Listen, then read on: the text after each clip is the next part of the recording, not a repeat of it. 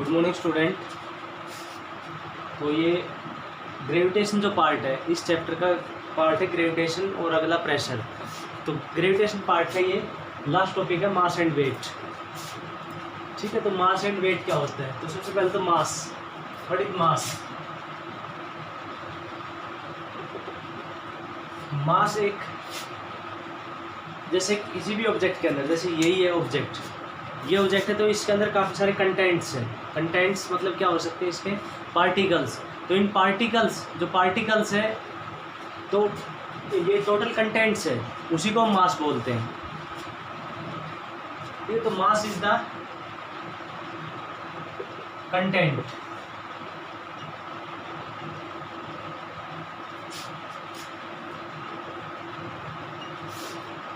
Of A particle.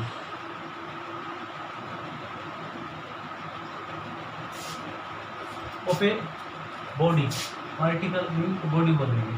Content of body मतलब जितने उसके अंदर कंटेंट्स हो उसका क्या है? मास है। ठीक है, जैसे एग्जांपल है कि मान लो जैसे ये इसके अंदर 10 पार्टिकल है, इसके अंदर 20 पार्टिकल है, और एक हम जैसे एक है बॉक्स उसके अंदर है 100 पार्टिकल। तो ये कंटेंट्स जो है जिससे वो मिलके बना है उसी क्या कहेंगे हम? मास कहेंगे। तो एक तो ये डेफिनेशन होगी, mass is the contents of a body. ठीक है, दूसरी डेफिनेशन देखो, अभी हमने ग्रेविटेशन फोर्स पढ़ा तो उसमें हम देखा था कि जो ग्रेविटेशन फोर्स को कितना लगता है? G m1 m2 upon R square. तो इसका मतलब ये था ये फोर्स किस में लगता है? मतलब ये फोर्स मासेस के बीच में लगता है। तो मास क्या होता है कि मास एक ऐसी मतलब करेक्टरिस्टिक है जिसके कारण ग्रेविटेशन फोर्स लगता है। क्योंकि अगर मास नहीं होगा, जैसे किसी ऑब्जेक्ट के पास मास नहीं होगा तो उसके ऊपर ग्रेविटेशन फोर्स नहीं लगेगा। जैसे सनलाइट है, सन की लाइट आती है, या ये मान सकते हैं जैसे हमने एक टॉर्च जलाई ऐसे, तो टॉर्च की लाइट ऐसे गिर रही है, तो टॉर्च की लाइट के पास मास नहीं, तो इसलिए वो नीचे नहीं जा रही। क्यों?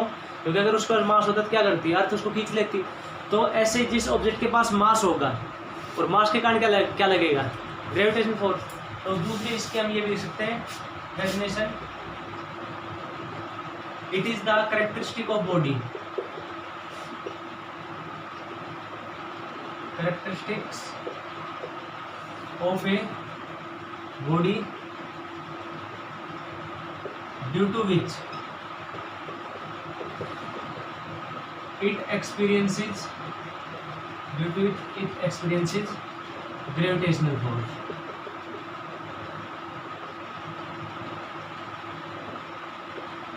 ठीक है, यानी एक ऐसी कैरेक्टरिस्टिक है जिसके कारण क्या करता है ये ग्रेविटेशन फोर्स एक्सपीरियंस करती है, मतलब इसको महसूस होता है। जैसे इसके पास मास है तो ये नीचे जाती है, अगर मास नहीं होता तो मास ही एक कैरेक्टरिस्टिक है। दूसरा मास क्या है? किसी बॉडी के अंदर जितने कंटेंट्स है वही उसका क्या है? मास है। अब ये जैसे बॉडी है इसके अंदर जितने कंटेंट्स है इसको यहाँ रखो या जैसे दूसरे देश में लेके जाओ या दूसरे प्लेनेट पे लेके जाओ, ये कंटेंट्स इसके नहीं होने वाले चाहिए। जैसे ये 20 कंटेंट्स से बनी है तो 20 ही रहेंगे, यहाँ पे भी रूम से बाहर ले जाएंगे तो भी, अगर हम दूसरे देश में लेके जाएंगे तो भी वही, दूसरे प्लेनेट पे लेके जाएंगे तो भी वही होगा। तो इसका मतलब मास इज अनचेंज्ड। ठीक है, तो मास रिमेन्स अनचेंज्ड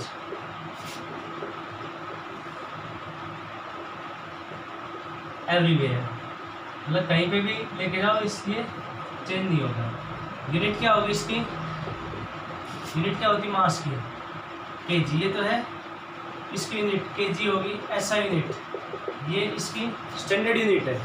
और प्रैक्टिकल जो होती है यूनिट, प्रैक्टिकल तो इसमें काफ़ी होती है कि जैसे हमें सब्जी वगैरह तोलते हैं तो ग्राम में भी तोलते हैं, केजी में भी तोलते हैं। ठीक है, लेकिन अगर मान लो सोना वगैरह तोलते हैं, जैसे गोल्ड हो गया, डायमंड हो गया, तो उसके लिए मिलीग्राम होती है, जिसको कैरेट बोलते हैं हम। ठीक है, एक कैरेट के अंदर 200 मिलीग्राम होते हैं। और ऐसे बड़ी यूनिट जैसे हम गेहूँ अगर तोलते हैं तो तोलते हैं क्विंटल में, कोयला अगर तोलते हैं तो टन में तोलते हैं। तो जैसे हमारी जरूरत होगी, जैसे अगर भारी अगर चीज़ तोलनी है तो क्विंटल टन में होगी, और सब्जी अगर तोलनी तो केजी ग्राम में। ठीक है, और जैसे और हल्की चीज़ तोलनी है जैसे गोल्ड हो गया और डायमंड हो गया तो वो कैरेट में या मिलीग्राम में। ठीक है, 1 carat is equal to 200 milligram होता है। तो ये हो गया मास के बारे में। और मास ये अनचेंज रहेगा, ये पॉइंट हमें इसमें रखना है, याद रखना है। ठीक है, तो ये हो गया मास। उसके बाद है अगली क्वांटिटी वेट। वेट क्या है?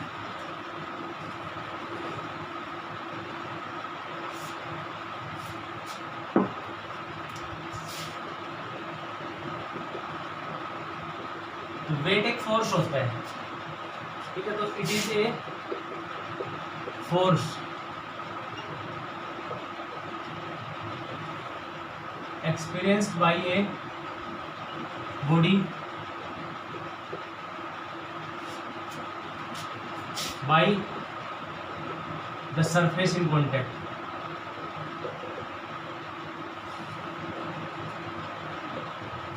देखो एग्जांपल, फोर्स, वेट एक फोर्स होता है। कैसे? देखो जैसे ये है ऑब्जेक्ट, इसको अर्थ कीजिए नीचे की तरफ, कितने फोर्स से? 10 न्यूटन से। जैसे अर्थ ने इसको 10 न्यूटन से खींचा तो 10 न्यूटन से गया ये, ऐसे ऐसे आए ये, ठीक है। तो इसके ऊपर जब मूव कर, हमने पढ़ा था कि बैलेंस फोर्स और अनबैलेंस फोर्स। बैलेंस फोर्स क्या होते हैं? जैसे ये यहाँ पे इसके ऊपर फोर्स क्या है? बैलेंस। जितना फोर्स अर्थ ने लगाया उतना ही हमने इसके ऊपर लगा दिया, तो ये क्या होगी? Balance, there is no motion. लेकिन अनबैलेंस्ड होगा तो क्या करेगी? मूव करेगी। तो ये यहाँ पे इसको हमने ऐसे छोड़ दिया तो ये नीचे आया, कौन से फोर्स से? अर्थ के फोर्स से। फोर्स का जो फॉर्मूला तो क्या होता है? Mass into acceleration. अब यहाँ पे फोर्स इक्वल टू मास, मास किसका? मार्कर का, और एक्सेलरेशन यहाँ पे कौन सा काम कर रहा है? यहाँ पे अर्थ का, जिसको क्या बोलते हैं? Acceleration due to gravity. तो इसके ऊपर फोर्स कितना लग रहा है? ये नीचे आ रहा है mg फोर्स से, ये mg फोर्स से आ रहा है नीचे, ठीक है। अब हमने यहाँ पे हाथ रख दिया तो यहाँ पे ये रुक गया। क्यों रुक गया? क्योंकि mg फोर्स इसके ऊपर अर्थ ने लगा है, हमने इसके ऊपर कितना फोर्स लगा दिया? ऊपर की साइड mg। तो यहाँ पे ये ऑब्जेक्ट है, ये ऑब्जेक्ट इस सरफेस के साथ कॉन्टैक्ट है, और इस सरफेस ने इसके ऊपर कितना फोर्स लगा दिया? mg, वही इसका वेट है, ठीक है। तो वेट क्या होता है? जैसे हम अर्थ से ऊपर है, हम जंप करते हैं, मान लो जैसे हम जंप करते हैं, मान लो हमने 3 फुट जंप किया, तो जब 3 फुट हाइट पे रहेंगे तो हमें अर्थ खींचेगी नीचे, कितने फोर्स से? mg फोर्स से। हम mg फोर्स से आगे नीचे। लेकिन जब जैसे ही हम कॉन्टैक्ट में आए अर्थ के साथ, तो अर्थ ने हम पे फोर्स लगा दिया mg, इसलिए तो रुक गए हम। अगर मान लो अर्थ फोर्स अगर नहीं लगाती तो हम नीचे ऐसे जाते रहते।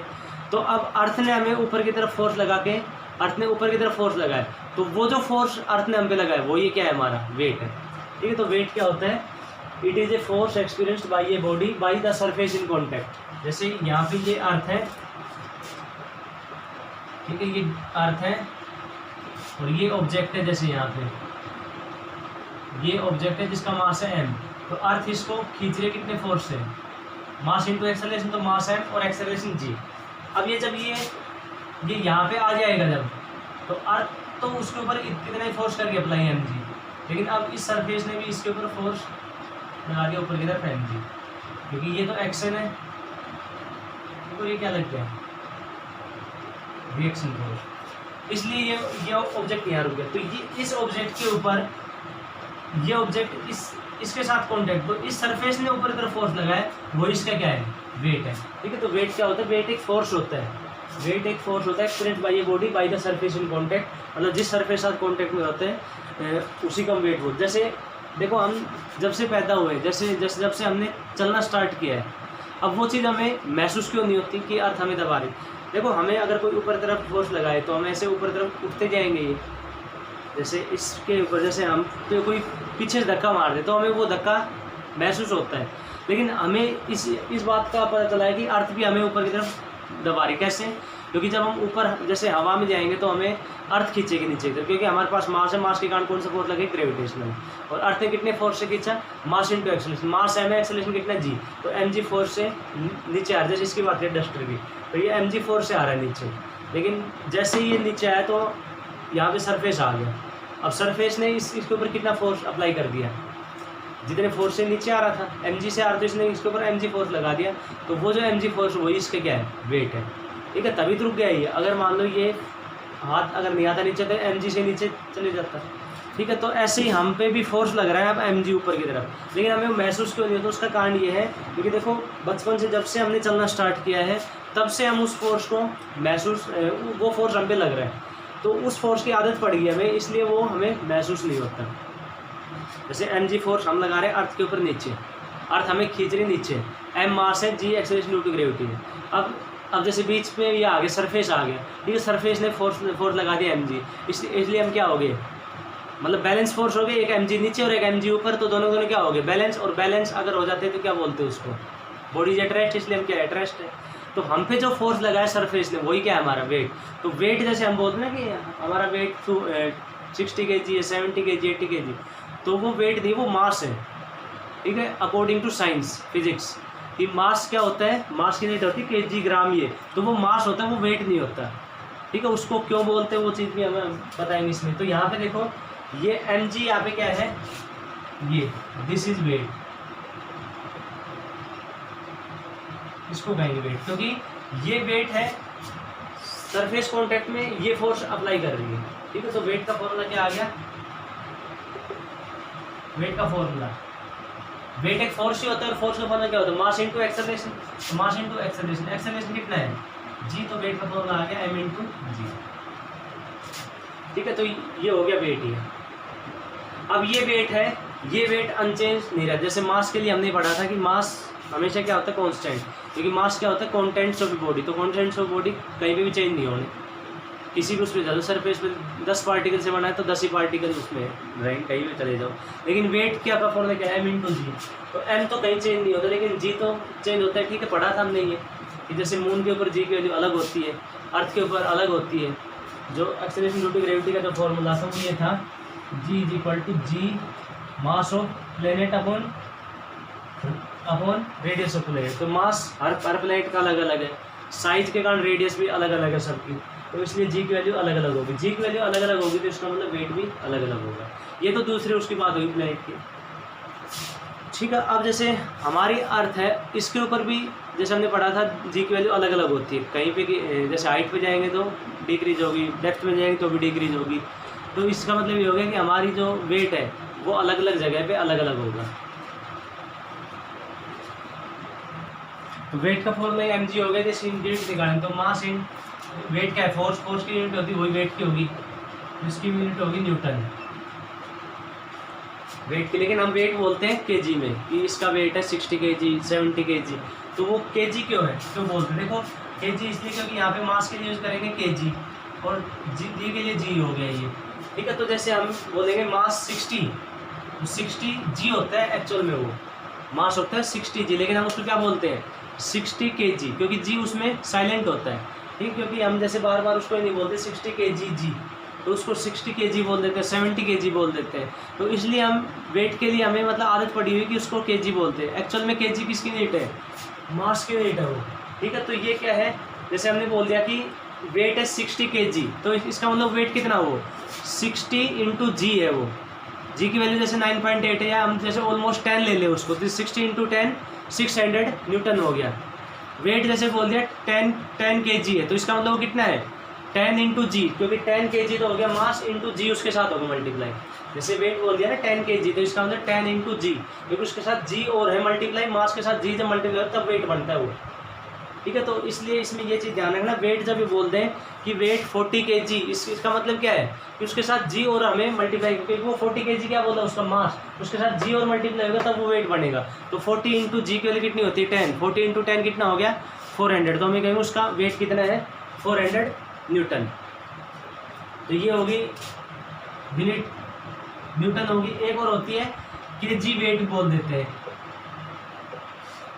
जैसे 40 kg वेट, 40 kg वेट का मतलब क्या हो गया 400 न्यूटन, ठीक है। kg वेट बोल देते हैं, जैसे kg तो होगी मास के लिए और ये पूरा पूरा क्या बन जाएगा वेट बन जाएगा इसको। तो ये होगी इसकी यूनिट वेट की। अब जैसे ये वेट है, हम यहाँ पे कंपेयर करते हैं weight on earth and moon. तो वेट ऑन अर्थ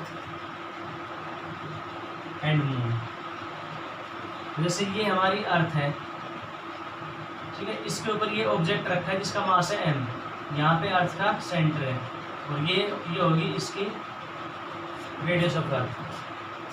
तो फोर्स निकालो, तो फोर्स कितना आएगा कैपिटल जी मास ऑफ अर्थ और मास of object upon R E square. और वही फोर्स क्या होता है वेट होता है, क्योंकि हमने पढ़ा वेट क्या होता है फोर्स ही होता है। तो वेट कितना आ गया जी एम ई एम। अब निकालते हैं हम मून के लिए, तो हो गया 4 अर्थ के लिए, उसके बाद निकालते हैं 4 मून के लिए। तो मून के लिए हमने ये मून लिया, मून का साइज थोड़ा से छोटा होता है, मास ऑफ मून, ठीक है, ये रेडियस ऑफ मून हो गया, और यहाँ पे वही ऑब्जेक्ट सेम रखा है, मतलब ये है ऑब्जेक्ट, ये डस्टर है, इसको एक बार हमने अर्थ की सरफेस पे रखा और एक बार मून की सरफेस पे रखा, तो इस पर कितना फोर्स लगेगा, ये तो हो गया वेट ऑन अर्थ W।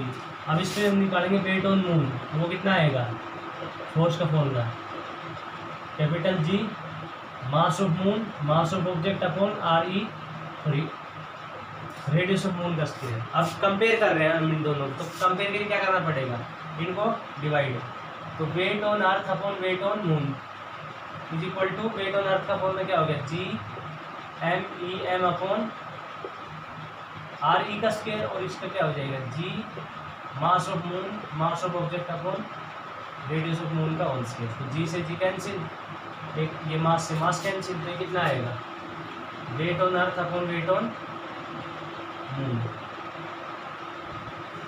तो ये आएगा ME upon MM into RM square upon RE square, ठीक है, ME अपॉन ये तो है ही, ME अपॉन RE स्क्वायर तो है ही है, और ये ऊपर चला जाएगा, MM नीचे आ जाएगा, तो mass of earth mass of moon upon into radius of moon का square upon radius of earth, तो ये सब वैल्यू हमें पता है, इनकी वैल्यू पुट करेंगे जैसे हम,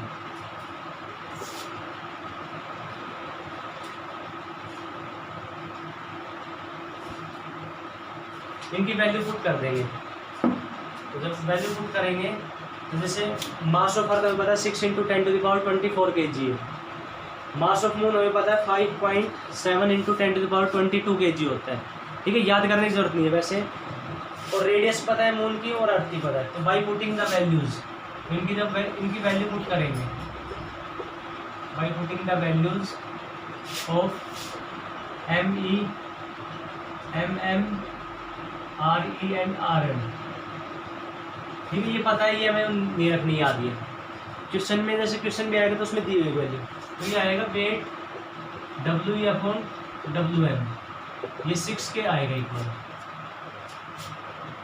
तो इस चीज़ का मतलब ये हो गया कि वेट ऑन मून कितना होता है, वेट ऑन अर्थ अपॉन 6, ये यानी इसको लिखेंगे हम weight of the object on moon, weight of the object on moon is 1/6 of the weight of object on earth,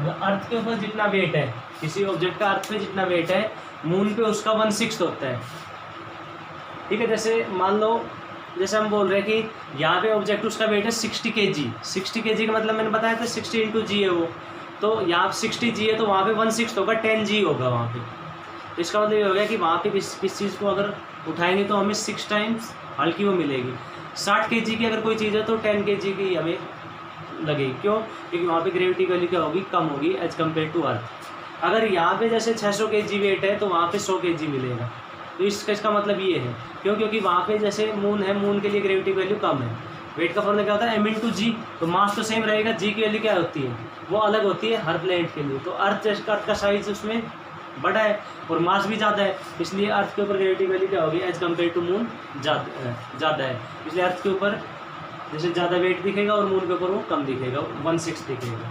तो ये हो गया, ये हमें याद रखना, ये भी इम्पोर्टेंट है कि वेट जो मून पे होता है वो अर्थ से 1/6 होता है, 60 kg मतलब वहाँ पे 10 kg है। यहाँ वेट की बात हो रही है, मास तो वही रहेगा, मास तो वही रहेगा कि मास अगर m है तो m ही रहेगा। 60 kg वेट बोल रहे, इसका मतलब मैंने पहले बताया था कि वो kg क्या है, 60 × G है, वो 40 kg बोल दिया तो 40 × G है, G की वैल्यू हम पुट कर देंगे अर्थ पे जो अर्थ की और मून पे तो मून की। तो ये हो गया वेट के बारे में, ठीक है। तो मास और वेट के बारे में पढ़ लिया। मास तो क्या होता है, कंटेंट जितने होते हैं बॉडी के अंदर वही मास है। वेट क्या है कि जिस सरफेस के साथ हम कॉन्टेक्ट में है वो सरफेस हमें ऊपर की तरफ, मतलब जैसे अर्थ के साथ हम कॉन्टेक्ट में तो अर्थ हमें ऊपर की तरफ एक फोर्स लगाता है और वही फोर्स क्या है, वेट है। अब देखो ये जो वेट की बात हो रही है, ये वेट हमारा, जैसे लिफ्ट में हम जा रहे हैं तो लिफ्ट में जैसे खड़े हैं, जैसे लिफ्ट के अंदर हम खड़े हैं, ये लिफ्ट के अंदर हम ये खड़े हो गए ऐसे, तो हम पे जो फोर्स लग रहा है, जैसे ये एक बॉक्स है लिफ्ट में, तो अब अर्थ उसके ऊपर फोर्स लगा रहा है नीचे की तरफ mg, m उसका मास है, ये सरफेस कॉन्टैक्ट है उसके ऊपर तरफ फोर्स लगाएगा mg। जैसे अर्थ ने फोर्स लगाया 60 न्यूटन, तो उसने कितना लगा दिया 60 न्यूटन, मतलब उस ऑब्जेक्ट के ऊपर फोर्स लग रहा है 60। जैसे हम खड़े अंदर, तो हमने अर्थ ने हम खींचा 60 न्यूटन से, अब बीच में लिफ्ट की वो आ गई सरफेस, तो उसने हम पे 60 न्यूटन फोर्स लगा दिया, तो हम रुके 60 न्यूटन नीचे, 60 न्यूटन ऊपर। अब ऊपर की तरफ 60 न्यूटन फोर्स है, वही हमारा वेट है। अब ये लिफ्ट मान लो ऊपर की तरफ चलने लगी, इसका मतलब ये हो गया ऊपर की तरफ फोर्स लगा, तो ऊपर की तरफ इसके ऊपर फोर्स लग गया 60 और लग गया 60 न्यूटन। तो सरफेस में लगा रखा था एक तो 60 हम पे फोर्स, और 60 या लिफ्ट ऊपर जा रही उसके कारण लग गया। तो अब हमारा वेट कितना हो गया, अब हमारा वेट हो गया 120 न्यूटन, क्योंकि 60 तो अर्थ ने लगा ही रखा था नीचे से, ठीक है, और 60 और लगा दिया लिफ्ट के सरफेस में, क्योंकि लिफ्ट ऊपर जाएगी सरफेस ऊपर जाएगा, तो सरफेस ने ऊपर की तरफ और फोर्स लगा दिया 60, तो हमारा वेट कितना हो गया 120 न्यूटन, जिसका मतलब वेट हमारा बढ़ गया। तो लिफ्ट जब ऊपर जाती है तो वेट क्या हो जाता है, बढ़ जाता है। अब जैसे हम तो महसूस करते आ रहे हैं, जैसे कि किसी आदमी का ऊपर वेट उसका मान लो किसी ऑब्जेक्ट के ऊपर अर्थ जो सरफेस इन कॉन्टैक्ट में फोर्स लगा 60 न्यूटन, तो हम उसको लगातार महसूस करता है 60 न्यूटन, लेकिन एकदम से वो 60 से 120 हो जाए तो वो अलग ही एक्सपीरियंस होगा, और उस चीज़ को हम महसूस करते हैं। जैसे कई लोग क्या लिफ्ट में ऊपर जाते तो उनका जी घबराने लग जाता है, उसका कारण क्या है, क्योंकि वो एक्स्ट्रा फोर्स लग गया ऊपर जाने से, और उस चीज़ का अलग ही एक्सपीरियंस हो, क्योंकि वो तो क्या कर रहे हैं, वो तो बचपन से ये महसूस कर रहा है कि 60 न्यूटन से मतलब दबाता है ऊपर की तरफ सरफेस, और अब लिफ्ट में जाएंगे तब 60 से तो दबा रहा है सरफेस, और 60 से लिफ्ट जब ऊपर जा रही तो वो फोर्स लग रहा है, तो कितना हो गया 120। तो ये एक अलग अनुभव हो गया उसके लिए, तो इसलिए उसको थोड़ा सा अजीब लगता है। ऐसे ही लिफ्ट आएगी नीचे की तरफ, तो जैसे ये है बॉक्स, तो 60 तो उस अर्थ ने लगा रखा है, 60 से लगा रहे सरफेस में। अब ये लिफ्ट जा रही नीचे, तो इसका मतलब अब फोर्स लग रहा है कौन साइड है, यहाँ लग रहा है नीचे, मान लो 60 न्यूटन, तो अब इसके ऊपर कितना फोर्स लग रहा है, अब देखो 60 था ऊपर की तरफ, और ये हो गया, ये 120 हो गया नीचे की तरफ, ठीक है। तो ये उसको मतलब अलग इसमें होगा महसूस ये।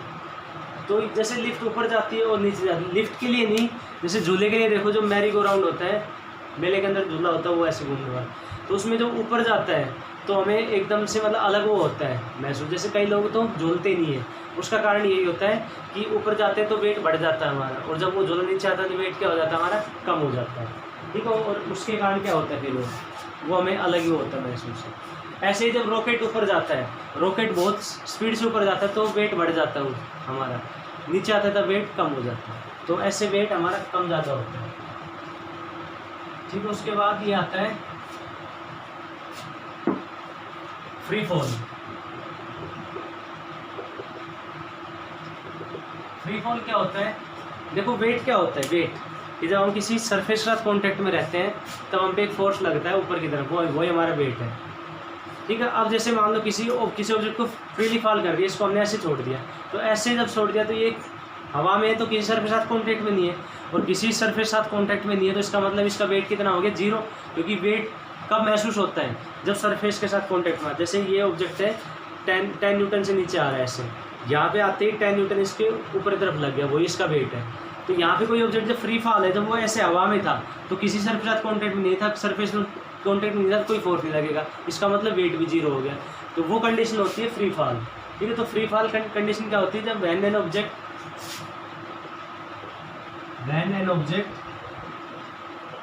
Is freely fallen, then it experiences no force by any surface, मतलब कोई सरफेस के साथ कांटेक्ट में, इसलिए कोई फोर्स नहीं लगेगा। तो this condition is called weightlessness, उस टाइम उसका वेट कितना हो जाएगा 0। This condition is called weightlessness, मतलब वेटलेस हो गया वो, क्योंकि वेट कब महसूस होता है, जब सरफेस के साथ कॉन्टैक्ट में होंगे तो वही होता है वेट।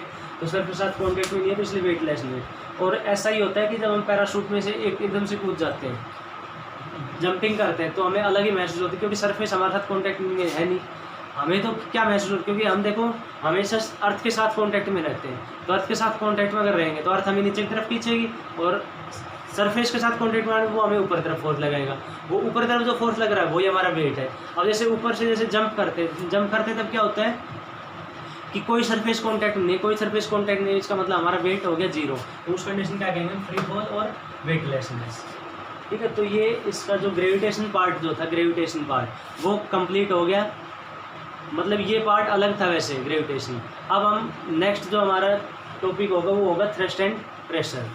ठीक है, तो ये ग्रेविटेशन के हमें वो करने क्वेश्चन करने एक्सरसाइज के। Thank you.